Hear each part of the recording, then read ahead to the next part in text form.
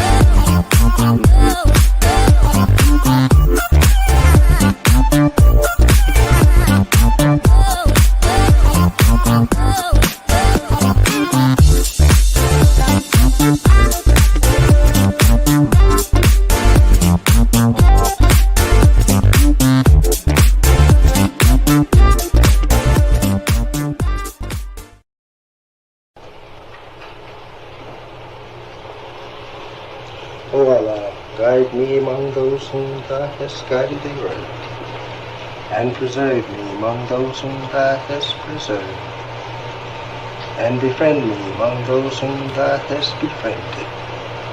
Bless me in whatsoever Thou dost grant me, and deliver me from the evil of what Thou hast judged. Surely Thou judgest, and none can judge against Thee, and he whom Thou befriendest is not disgraced.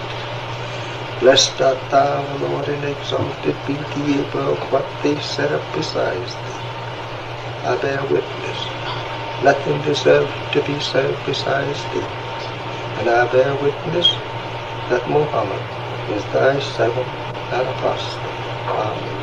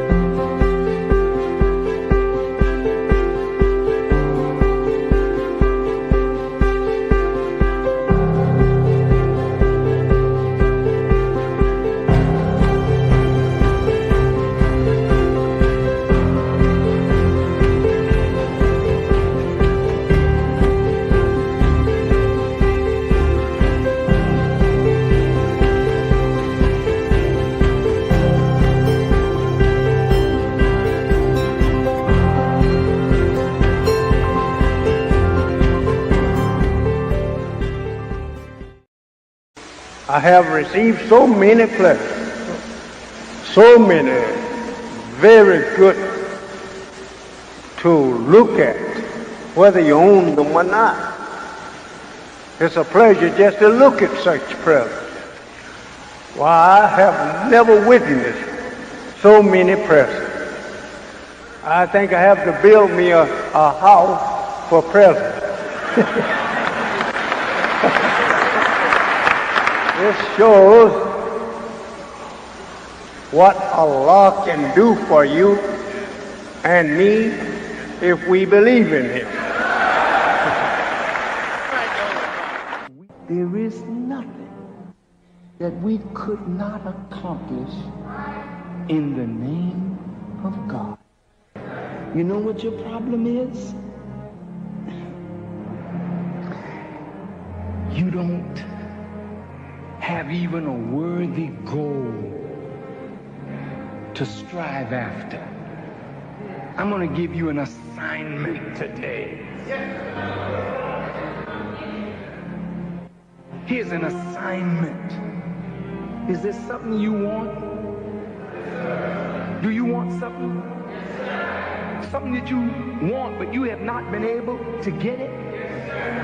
Huh? Close your eyes. Do you see it? Whatever it is that you want, first envision it. You got the picture. Do you see it? All right, now the question is, you have to claim what you see. I claim this. I claim it. I believe with all my heart in the name of God that I'll bring what is in my imagination into reality. We're going to bring it back like it never was. I see in the dome the name Allah written in Arabic. But I can't just dream. I gotta go to work.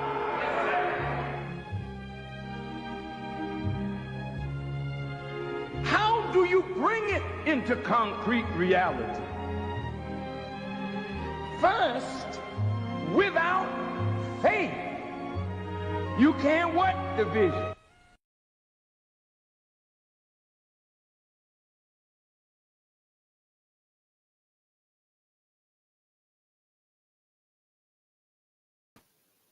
Assalamu alaikum, family. Welcome to the Sajdah channel. Welcome, welcome, welcome.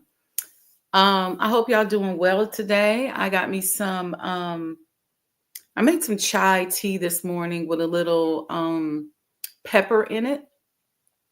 So that's what I'm working with this morning. And it actually feels good going down.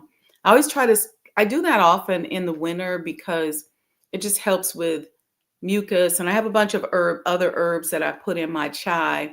I can't wait. I'm going to be making my chai at Sajdah House, inshallah, very often. So, and some of you all that are coin holders may get a chance to come by and have a sample of chai. So anyway, wow. This subject. I've been thinking about this subject for many years, and then it came back up during the election when I was watching how Black men were being addressed during the campaign or campaigns. And I've always understood the power of influence of the Black man.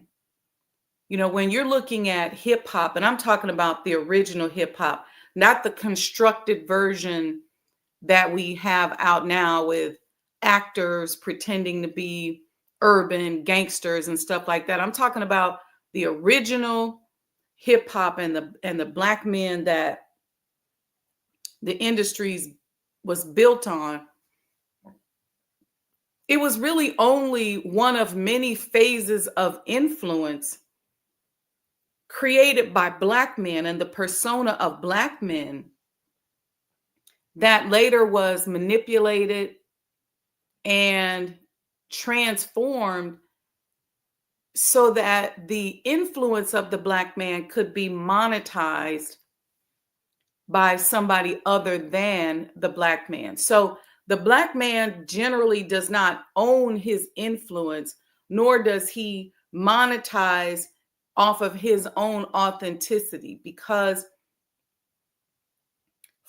since the beginning, the Black man's been an influencer. And if you just start going with music, and we go back even before hip hop, and you go into the blues, and you have people like the Great Muddy Waters, who influenced a genre of music, a culture, a vibe.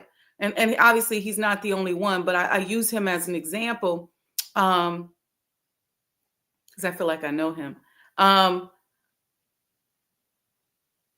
Influencing a lifestyle that then was taken from them, transformed into rock and roll, right? You hear little Richard talk about this a lot. Transformed into rock and roll and then monetized. And so it was done a little differently from hip hop in that the genre was actually just snatched and transformed. With hip hop, the Black face remained the icon or the avatar, even if they were actors, even if they were being forced and orchestrated into a lifestyle that wasn't theirs. It was just done a little bit differently. And now you have this kind of a offshoot of what Frances Cress Welsing, may Allah be pleased with her, talked about in the ISIS papers and a lot of her other work, which is the demasculation of the Black man, which began in the 50s with the construction of the urban ghetto. See, there's so many documentaries that you can start watching to pay attention. I'm going to show you a clip in a minute here. There's a clip on PBS now, or a documentary on PBS now called The American Coup.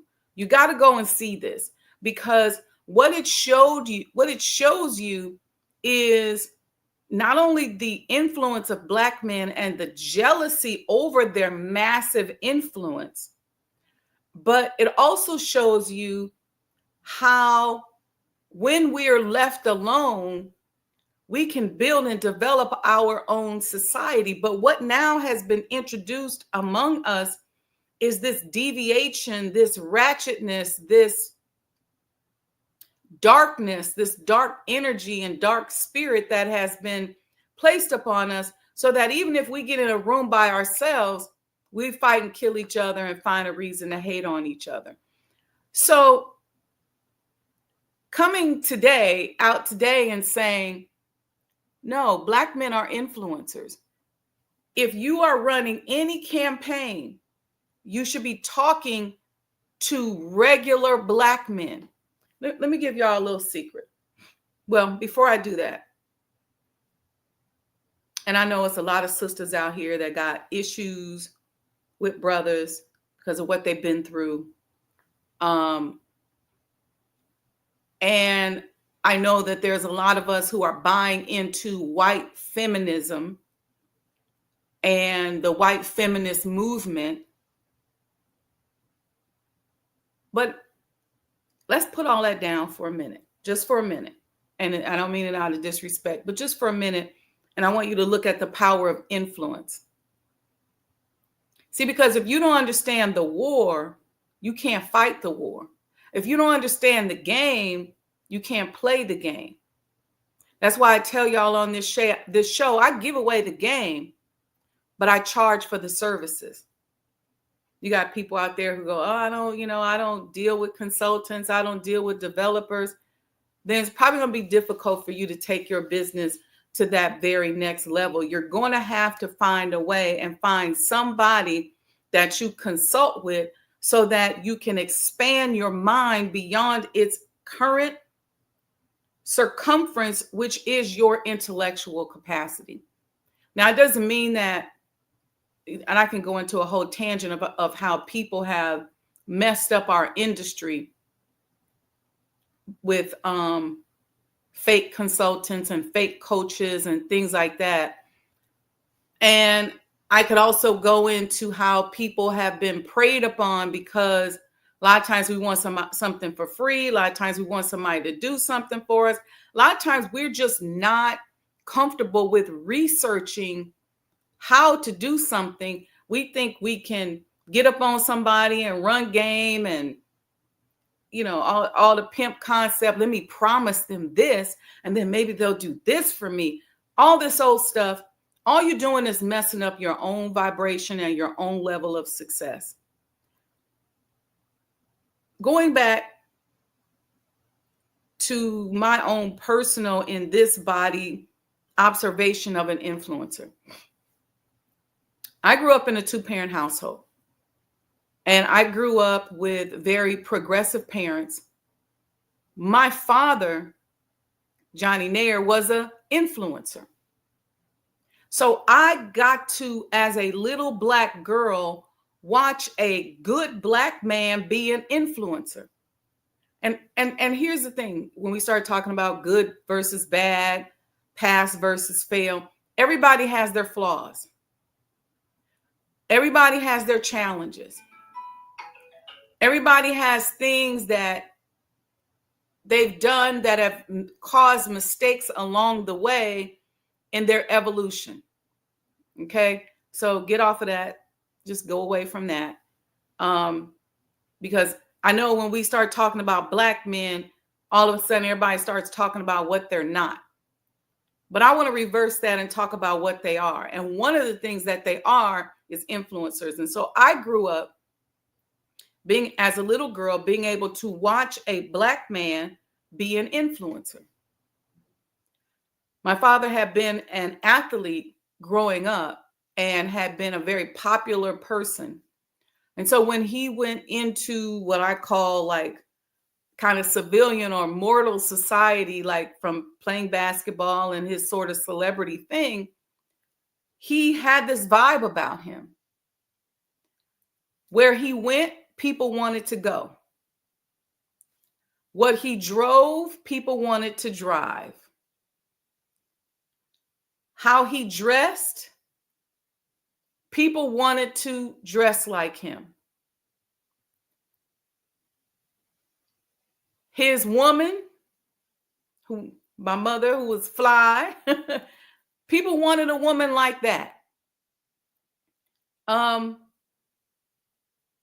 so as an influencer, there was a certain lifestyle, a certain persona, a certain magnetism that being connected to that person that you have to deal with. Okay.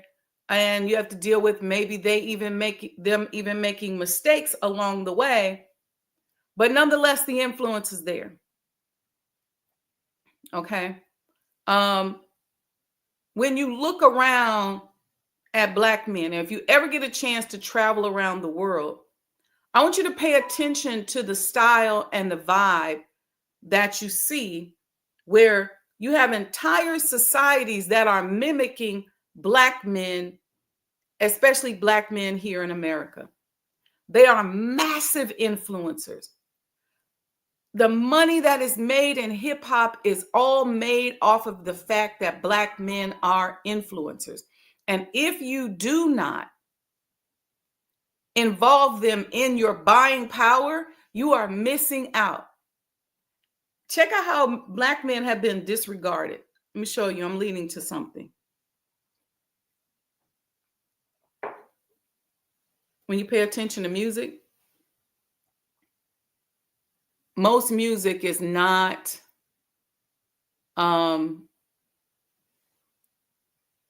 Black men are usually not the object of most music, unless it's hate, like I'll bust the windows out your car. But most songs do not have Black men as the center or the object of the song.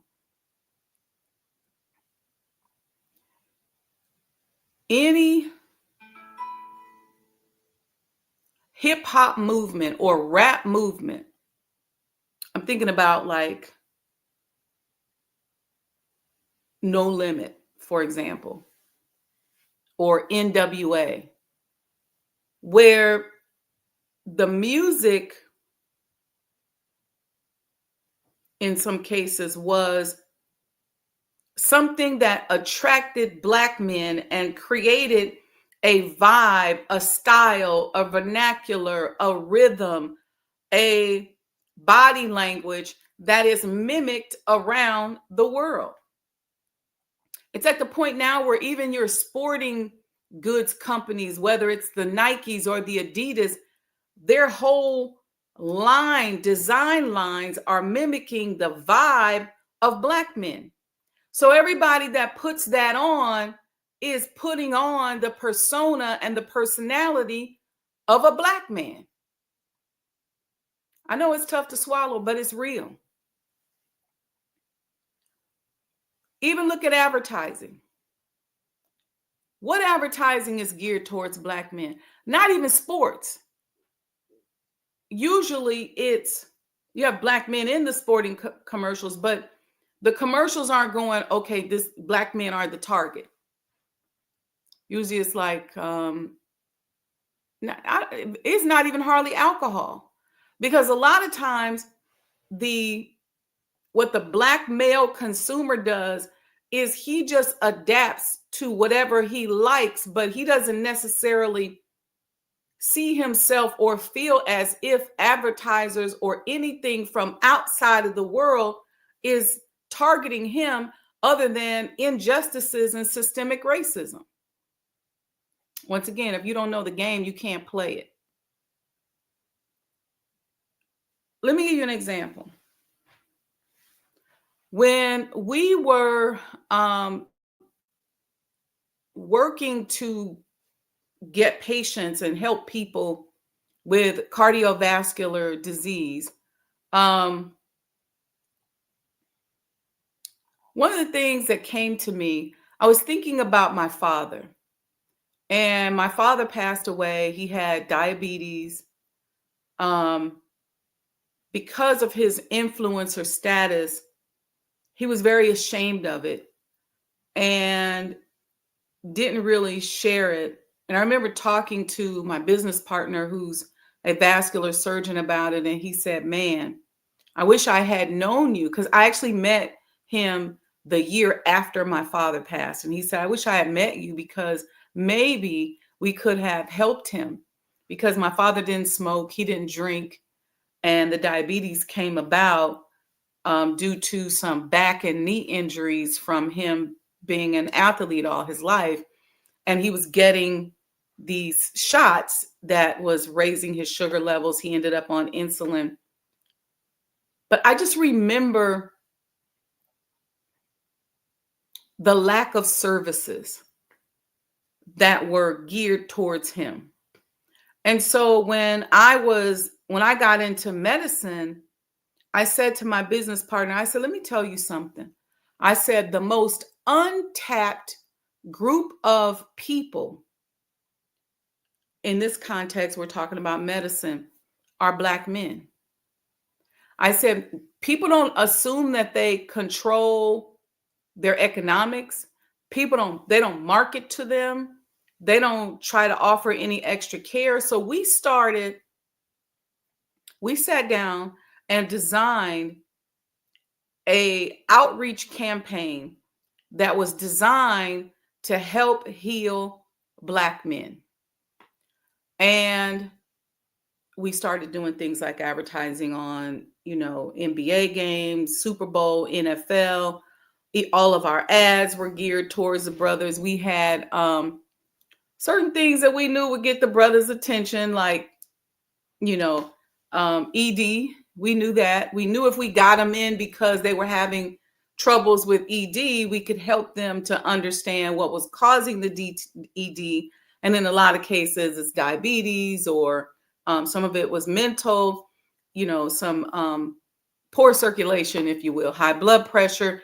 that allowed us to be able to address those issues and do some interventions and get some of them on the right track. And our goal when they would come into the facility would be to treat them like kings. Let me tell you something. I've seen so many grown Black men cry because they had never been loved up on like that. Just in that situation, I watched then my business partner, who's a Black man, who's a surgeon, who when we started to gain all of this attention and all this notoriety, I watched his influence impact an entire industry and an entire region. And as that influence grew and became wider and more powerful, I watched the attacks that he underwent. And I knew exactly what it was because I knew the game. I had seen it with my father. I've seen it with my spiritual father, the Honorable Minister Louis Farrakhan. I've seen it. I've sat right there in interviews with him and watched him answer a question one day. In fact, about it, I was there during that famous Barbara Walters interview. I remember kind of being off to the side with the rest of some of the staff, and I watched him answer questions a certain way, and then it get reported a completely different way. I watched how during this election in particular, Black men were talked down to. The answer was marijuana. I can't even repeat it. But it was ignorant to treat a human being like that. And the campaign that is an offshoot of Willie Lynch, we continue to practice over and over again, male against female. The jealousy of the Black man is an old jealousy. It's an old envy. Okay? It's one that, again, if you don't understand the war, you don't understand how to fight the war. I want to show a video that goes into the construction of the urban ghetto and the development and the basis of the destruction and demasculinity of the Black man that is now mainstream. Because it's like everybody hates Black men. People got a problem if you say, I was with a group of sisters and we were all talking and they were talking about all these situations. And I was like, hey, I love Black men. I think Black men are beautiful. Black men are amazing. And when they are in their God space, it's nothing like them. And it was like, everybody clutched their pearls. And I said, you know what? I said, I realize in this moment how blessed and fortunate I am. And I don't think I'm the only one. I had a beautiful Black man that raised me. I have a beautiful Black spiritual father who guides me, who loves me, who, all of that. I've had key Black men throughout my life that have looked out for me professionally. And were it not for their tapping or them looking out for me, I wouldn't be where I am today.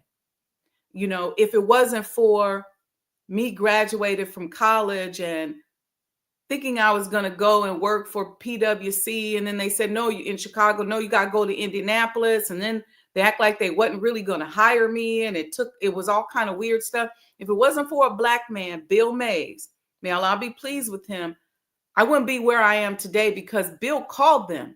He said, I'm your client. If you all don't hire her, then you're going to lose me as your client. He put his entire public accounting auditing process on the line, and I did not even know him.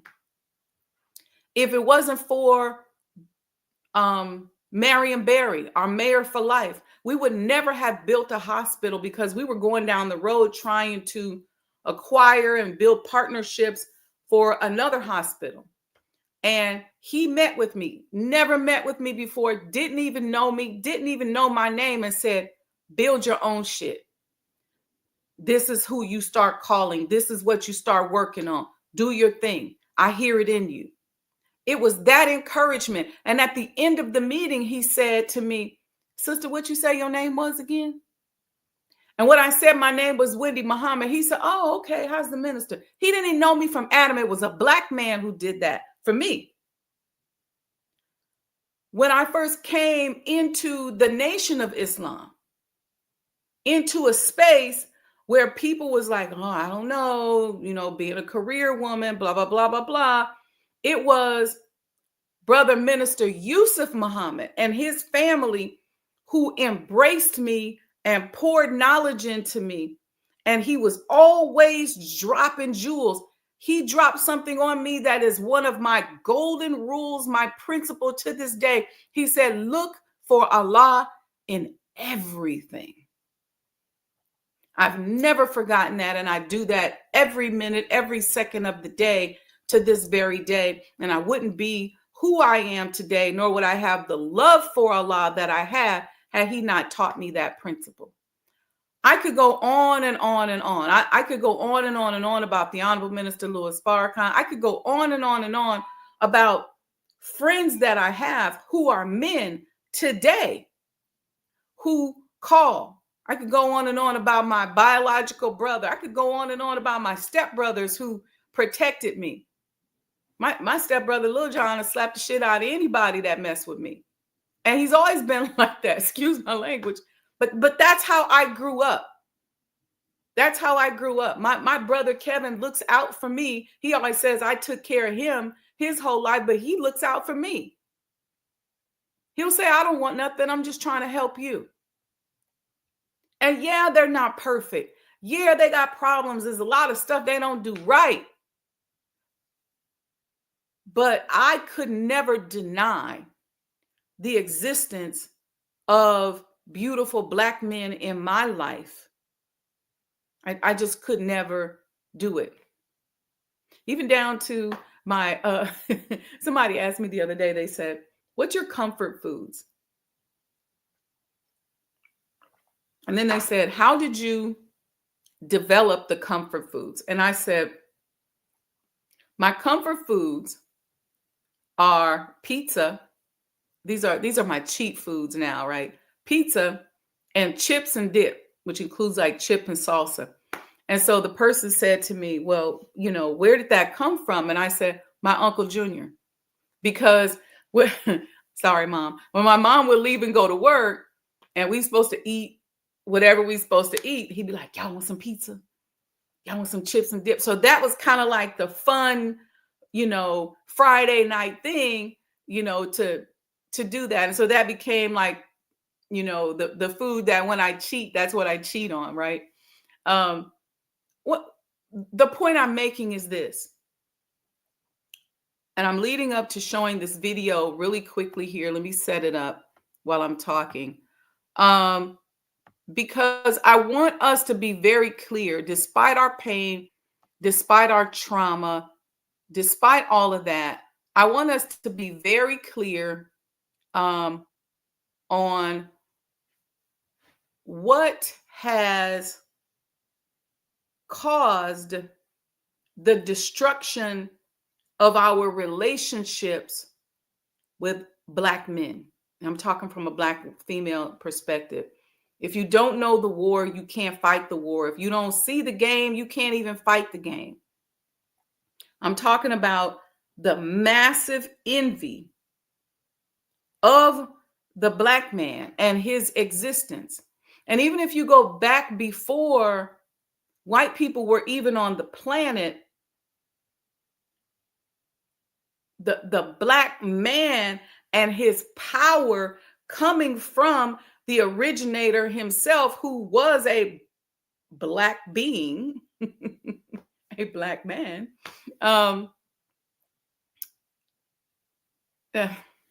Anyway, let me show this. Let me see. I see y'all in the chat real quick. Let me make an acknowledgement. And I know, like I said, this is controversial because a lot of y'all have bought and drank the Kool-Aid. Y'all bought the bridge and drank the Kool-Aid. And some of us, I get it. We're responding from trauma. I understand that. I understand it 100%. But if we're going to be leaders as Black women and as Black men, we have to understand what has happened to us, not only so that we can make sure it don't happen again, but so that we can take the evolution of that abuse and that trauma and transform it and relieve ourselves of it, because it's a residue that's there.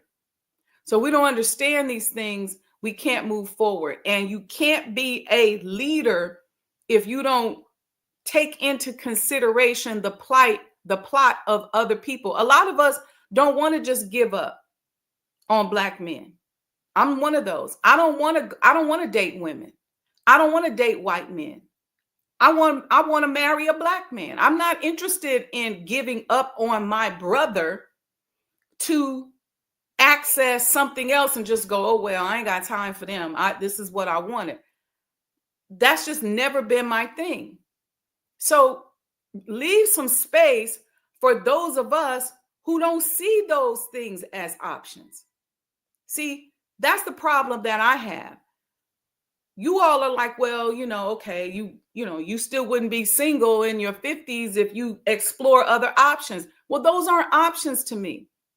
Women aren't an option, and non-Black men are not an option for me. I'm not interested. I'm too attracted. I'd be cheating on my husband. I'm too attracted to Black men. So leave some room in your analysis for those of us who still love Black men. And there's a few of us out there. Just like there's a few brothers, all brothers ain't married to Asian women. All top brothers. A sister wrote me the other day. She said, all the brothers with money and who are doing something with themselves are married to Asian women. Maybe we need to start marrying Asian men. Okay, well, you go marry you an Asian man. I'm not marrying no Asian man.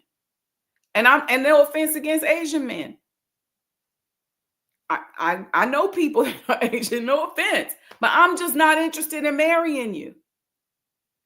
I got my eye on a different prize. That I'm not interested in that. So leave space.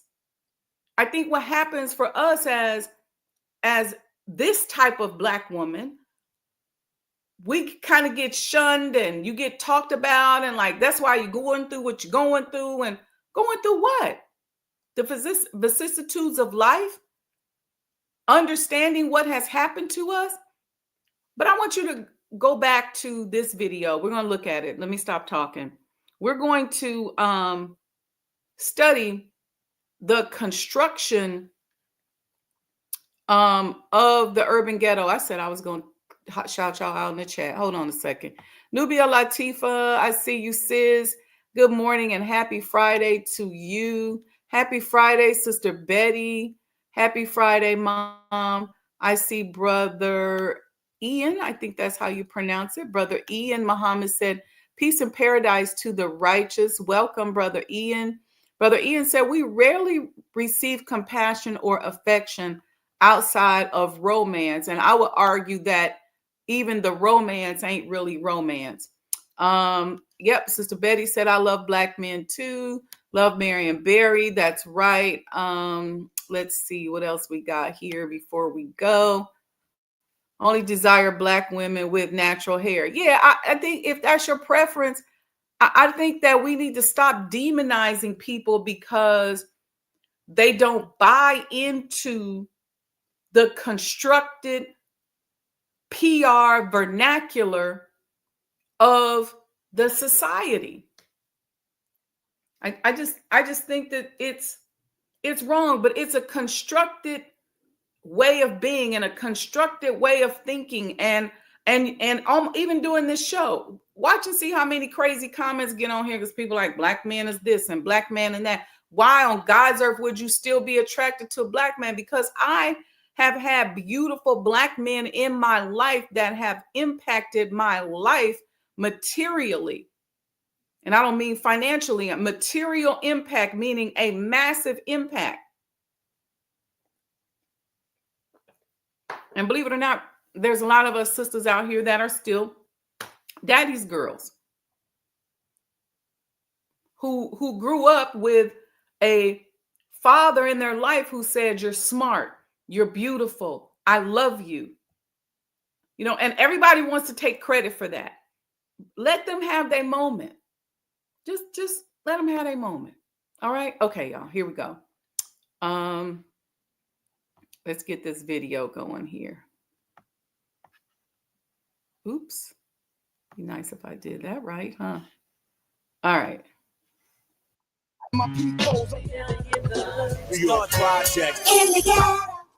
The story of what housing and other living conditions look like for many Black Americans is pretty bleak, and that's by design. In addition to artists cataloging their very personal experiences, it's been proven that the modern phenomenon of concentrated Black poverty was an intentional government-sponsored institution. This is in part why President Biden issued an executive order back in January, intended to right the historical wrongs Black folks have faced when it comes to housing and home ownership in this country. But first, let's take it back. The dawn of the 20th century, African Americans in major cities lived scattered throughout the city. They weren't segregated particularly. It's only with the Great Migration of 6 to 7 million African Americans north and west escaping the South, the predominant response of the United States government and state and local governments to the Great Migration was to contain Black people in their own neighborhoods. And HUD, the Department of Housing and Urban Development, was particularly a part of this role. But the precursors to HUD introduced and encouraged racially restrictive covenants, redlining of every major city where African Americans landed. The federal government was a sponsor of urban renewal, infamously called Negro removal by the great James Baldwin. Urban renewal, which means moving the Negroes out. It means Negro removal. That is what it means. And the federal government is an accomplice to this fact.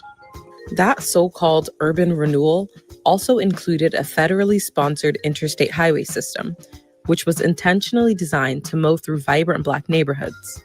Take Miami, for example. 2 highways, I-95 and I-395, bulldoze right through the predominantly Black and low-income Overtown neighborhood, previously called Colored Town during segregation. The Department of Housing and Urban Development and the federal government writ large in the first 7 decades of the 20th century invested billions of dollars in racial segregation and concentrated poverty.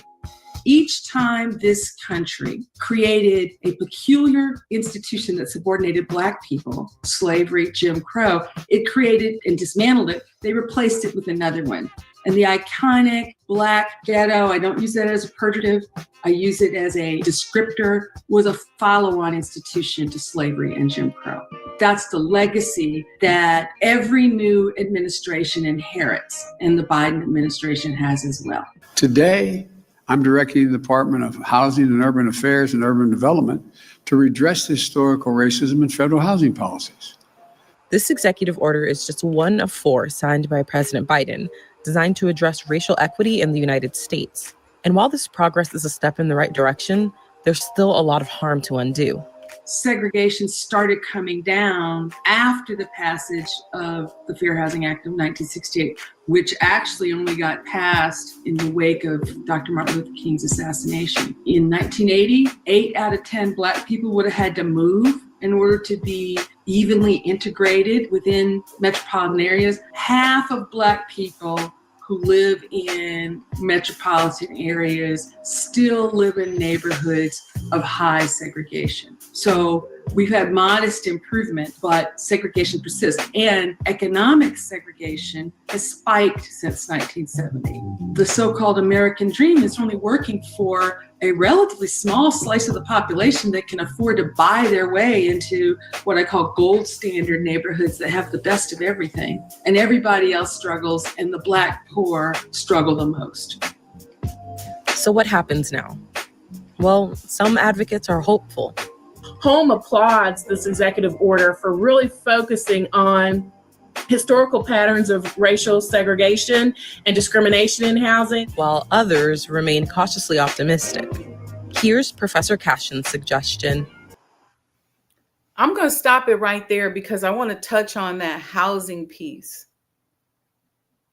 Because, and you'll see this if you look at American Coup on PBS, when Black men were building towns, there were, I think, 132 Black towns around the country during Reconstruction.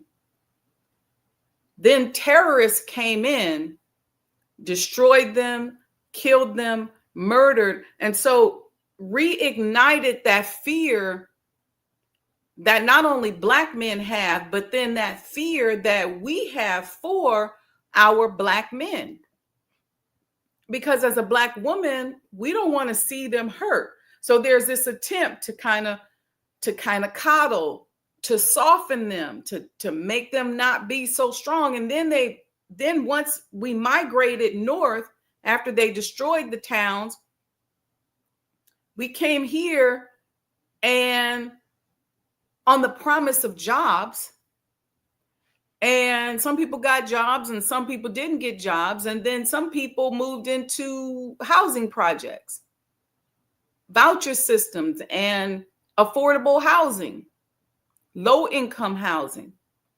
And in those housing projects, in order to get the aid, you could not have a complete family structure. So you could not have a Black man in the home. So now you got Black men wandering from house to house, from home to home, homeless, home, whatever. You got Black men wandering because they can't live with their woman if the woman is getting a housing voucher and they can't get her off of the housing voucher and off of welfare because they can't get a job. They have a hard time doing for self because of the terrorism that came about as a result of doing for self. So it has become a vicious cycle. And then once you remove them from the home, you go, okay, now there's no Black man in the home. The young Black boy is growing up. He finds comfort in his street organization, his gang, his brothers, his homies on the street. Then you introduce drugs. You get them hooked on drugs, whether they're hooked on drugs because they sell it or they're hooked on drugs because they're taking it. And then you do mass incarceration.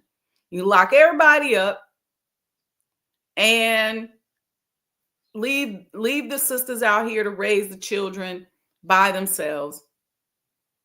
And then this massive demonization of Black men across the board, coupled with the trauma that we've been through. There's abuse there, because when you have a man going through this, there's abuse there. There's all this stuff that has happened, none of which am I making excuses for. But now you couple all of that with the massive propaganda, the suggestions. You've broken the Black woman open, and now you just suggest all of this stuff. And then you tell her, guess what? If you show us your beautiful body, if you take off your clothes, the more you do it, the more money we'll make. And we're going to parade in front of you women who are multi-millionaires. And we're going to say that they're the entrepreneurs of the year, so that you will think, I don't need to wait on him, because I can just take my clothes off and go get this money from these people over here. I know I'm simplifying it, but this is what's happening. If you can't see the game, I mean, look, we had a whole political campaign where in order to reach Black people, they thought it was cool to dance all the time and clap cheeks on stage. It's degrading, literally degrading. And we're not going to talk about the women who still are trying to, kind of practice a certain way of life that still love Black men. Heaven forbid. We're definitely not entrepreneurs of the year. We could build whole hospitals and museums and businesses like myself and work for companies and build up to $600 million worth of businesses and real estate. But I'm not the entrepreneur of the year because I'm not taking my clothes off. But the sister who taking her clothes off, oh, let's give her a $60 million deal. This is the game, y'all. This is what's happening. And then once you turn us against each other, now we're all on the internet battling back and forth. You got AI making up statements that people are responding to. You got organizations paying influencers. So it's Black woman against Black men. And then we always hating. And it's just, come on, y'all. If you don't recognize the game, you can't play the game. And I know that this show has been a little bit of a rant, but it's just something that's been bothering me. And I had to get it off my chest. All right. And I thank y'all for listening to my rant. And hopefully you guys something out of this that can turn your heart and turn your mind a little bit. And maybe you saying, ain't no way I'm finna love no Black man. I'm looking for a non-Black man or anything that ain't a Black man. And then, hey, that's y'all. Then make some space for those of us who still do love Black men. Make some space for us. Okay. We're not aliens. Okay, y'all. Anyway, tune in tomorrow morning, 6 a.m. Make sure you support the completion of the Honorable Elijah Muhammad House Museum. We are cranking away. Your sister is grinding on a whole lot of different fronts. We got coins. I didn't bring one out here. We got these beautiful sweatshirts. I call them my Sajdah Crystal Collection. You could get you one of these. They're on sale. The QR code is right up here. And we got some other cool stuff out there. Or you can just make a donation. Just support the efforts. This is my life. I've given my life to all of this. So support the movement. Go to Cash App, Sajdah Enterprises. You'd be surprised what can help. $50, $100, $500, you name it. We also have sponsorship opportunities available for the house. Okay. So please make sure you support. I know for a fact that they very rarely monetize any of my videos because I talk about a lot of things that aren't really popular. And I was really excited yesterday when I saw where Trump said he's going to stop the shadow banning and the censorship. So I hope that really happens for all of us across the board. So I'm saying that to say to you all, make sure you support Cash App, Sajdah Enterprises, hit that super chat button, purchase something because we need additional support. Share with a friend because a lot of times my videos don't get monetized because of the subject matter, and they send me the email and they tell me violating community guidelines or whatever. And it's just me talking about us doing for self, loving ourselves. It is what it is. Okay. So I will see you all tomorrow, inshallah. I think that's it. I think that's what I want to tell you. Just hit the QR code and go see what's out there. Purchase something, support something. And help us out because, like I said, we don't have a channel. But I will say this to you all. Somebody asked me the other day, they said, wow, how is podcasting? And I said, this has been one of the greatest blessings of my life. I've met more friends. I've got more contracts. I've got more clients from doing this podcast consistently, weekly, from when I was on radio to before that on Blog Talk, than probably any other thing that I've done. And so I'm grateful. And so when I'm explaining to you what happens with the shadow banning and the demonetization. I'm not saying that out of I'm not being ingratitude or saying that out of ingratitude. I'm saying it, and I'm also at the same time saying thank you, because you don't have to listen to this. You don't got to get up in the morning with me and listen to my downloads, but you do, and you have been. When I was on Sunday night at 7 p.m., y'all was listening. When I was on the radio at noon, y'all was listening. Thursday nights at 7, y'all jumped on yesterday at noon when I talked to Reverend Dylan on that show. So I am just grateful, very, very grateful. And it is from this platform where I have a plethora of content. It's like a walking resume. I don't talk as much about myself and some of the accomplishments that I have, but you can get a hint that I'm not just bumping my gums just from looking at the history of my content. And so, again, thank you, and thank you. All right. So support Cash App, Sajdah Enterprises. And let's see, somebody else just made another quick comment. Brother Lamont said, Assalamu alaikum, enjoy your day. Thank you. Sister Betty said, love you, sis. Brother Eon has the fist bumps. Okay. Thank you all, family. I'm out of here for real this time. Assalamu alaikum. The Honorable Elijah Muhammad, who in my judgment is the master historian, taught us that of all our studies, history is the most attractive, and it is best qualified to reward the researcher. History is most attractive. Why should history be most attractive? Because history is the recorded time of the human family in its struggle to overcome obstacles.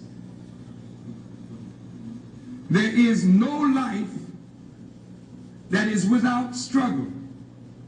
The Holy Quran teaches us that man, meaning man and woman, is made to face difficulties. And after difficulty comes ease. But it is history that guides us through difficulty. For if you know how people who had difficulty yesterday got through, and if your difficulty is somewhat similar, then today we also can get through if we follow the guidance of history. This is why Carter G. Woodson and many of our black giants fought for black people to know our history. Because in not knowing our history, we don't have a guide. And without a guide, we are lost.